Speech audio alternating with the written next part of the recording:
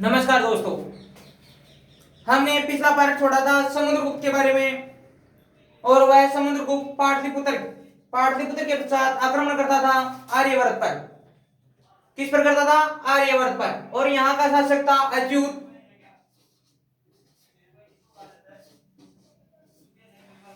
नागसेन।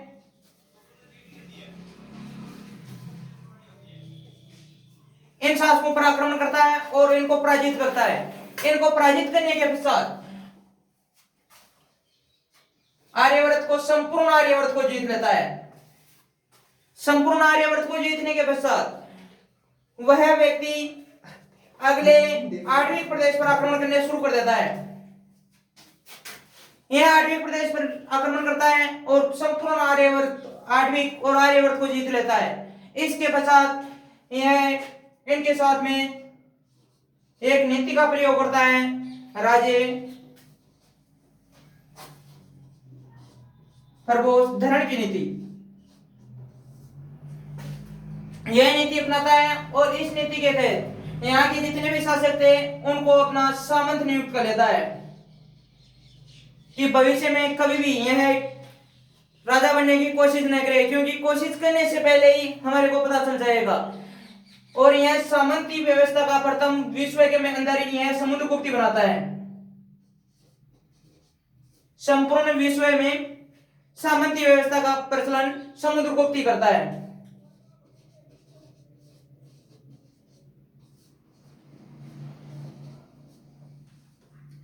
इनको सामंत बना लिया, फिर बचा दक्षिणावर्त। इस दक्षिणावर्त पर आक्रमण करता है और इसको संपूर्ण 12 राजाओं को पराजित करता है। यह 12 राजाओं को पराजित करने के पश्चात इनके साथ में जो नीति अपनाता है उसको बोलते हैं ग्रह मोक्षानुग्रह।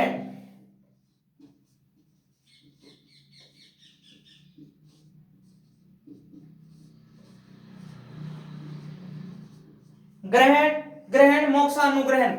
इसमें 3 शब्द छिपे हुए हैं। ग्रहण का मतलब है प्रथम ने उसने लूटा, इनको खूब लूटपाट की और फिर इनको मोक्ष छोड़ दिया कि जाओ जो कुछ हो आप कर लो, आप वापस अपना राज्याभिषेक करवा लो। और इसी विजय के कारण समुद्रगुप्त को विश्व इतिहास में धर्म विजय की संज्ञा देते हैं।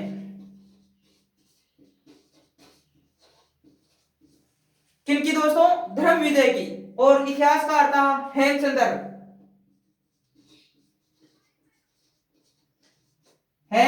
चौधरी। इन्होंने कहा था कि यह धर्म विजय की संज्ञा दी थी। इसके पश्चात यह समुद्रगुप्त हेमचंद्र राय ने इसको धर्म विजय की संज्ञा दी। इसके पश्चात यह समुद्रगुप्त इस स्थान को जीतने के पश्चात वापस आता है पाटलिपुत्र। इस कारण इधर ही एक वंश था, उसका वंश का नाम था वाकाटक वंश।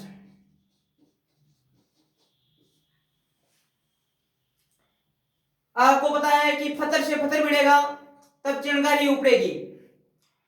कैसे भी देख लो कि ज्ञानी से ज्ञानी मिलेगा तभी क्या बराबर रहेंगे, तभी मालूम मुकाबला नहीं हो सकता है। क्योंकि इधर वाकाटक वंश शक्तिशाली था और इधर समुद्रगुप्त भी शक्तिशाली था, लेकिन समुद्रगुप्त को पता था। इस कारण वह इसको बिल्कुल आंखों के सामने हाथ देकर वापस आ जाता है, क्योंकि वाकाटक को स्पर्श नहीं करता है। क्यों?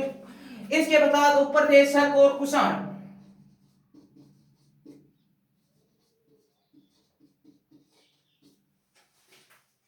शक और कुषाण, और इधर थे डबोक,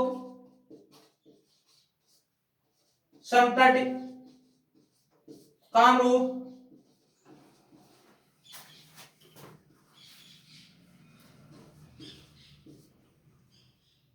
कृतपुर और नेपाल। यह वापिस पाटलिपुत्र आने के पश्चात इन्हीं लोगों को परेशानी होने लगी, क्योंकि यह समुद्रगुप्त अब अगला आक्रमण वाकाटक को तो स्पर्श नहीं कर रहा है। इस कारण किस पर करेगा? हमारे ऊपर, और हमारे ऊपर आक्रमण करेगा। तब इनको पता चला कि शक और कुषाण आते हैं और समुद्रगुप्त के पास में पाटलिपुत्र पहुंचते हैं और उनको कुछ संधियां करने के लिए बोलते हैं। उनकी संधि थी, पहली थी गुरुत्मंडक।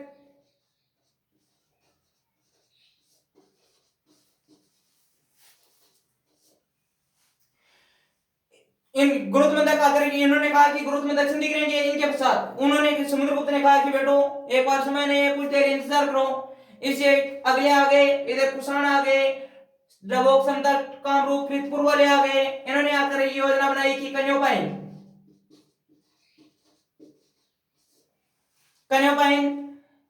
फिर वो लोग आए, सभी ने एक संधि नहीं ग्रहण की थी।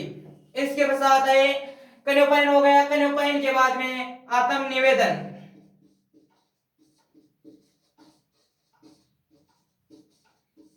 समुद्रगुप्त शक्तिशाली था, इस कारण इन्होंने आकर इनसे विग्रह किया था कि सर आप कैसे भी संभालो, हमारे को ग्रोथ मंत्र का अर्थ होता है समय की आत्माभूति के लिए शासक का पैर पकड़ना। कन्योपाइन इसका अर्थ होता है किसी को समुद्रगुप्त को दामाद बनाया, किसी को उनको पुत्रों को दामाद बनाया, अर्थात अपनी पुत्री का विवाह कर दिया इनके साथ में। और आत्म निवेदन का मतलब है जो शासक जो लोग आए उन्होंने आकर साफ तौर पर मना कर दिया कि साहब हमारे से हमारा शासन नहीं चल रहा है, आप अपने राज्य में विलय कर लो। इतना हो गया। इतने होने के पश्चात समुद्रगुप्त ने इनको कहा बैठो कुछ देर इंतजार करो फिर हम बात करेंगे। इस कारण बाद में इन्होंने एक नीति अपनाई समुद्रगुप्त ने। समुद्रगुप्त की नीति थी ग्रहण मोक्षानुग्रह की नीति।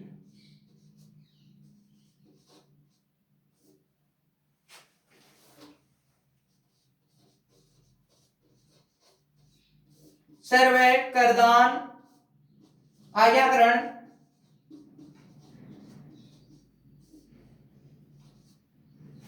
आज्ञाकरण, परमागमन।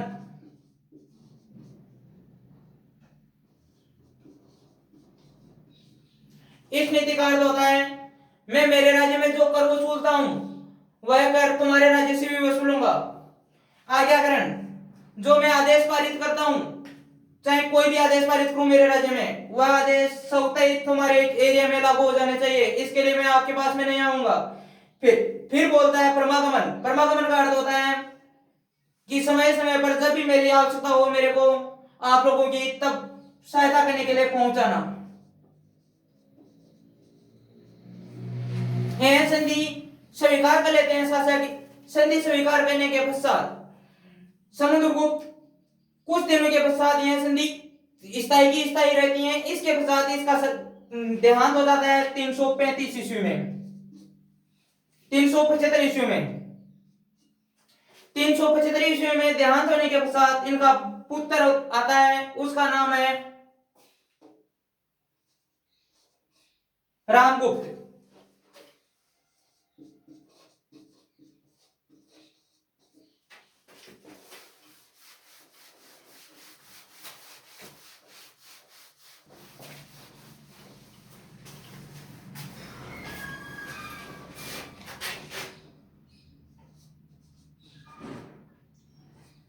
तीन सौ 375 में समुद्रगुप्त के देहांत होने के पश्चात इनका पुत्र आता है रामगुप्त। देखो दोस्तों, कहीं पर चंद्रगुप्त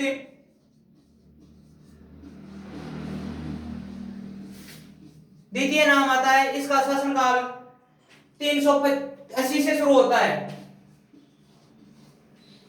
और समुद्रगुप्त का शासनकाल 375 में समाप्त हो जाता है। कारण यह था क्योंकि यह बीच में ही रामगुप्त आता है, समुद्रगुप्त का बेटा, और यह अयोग्य शासक था।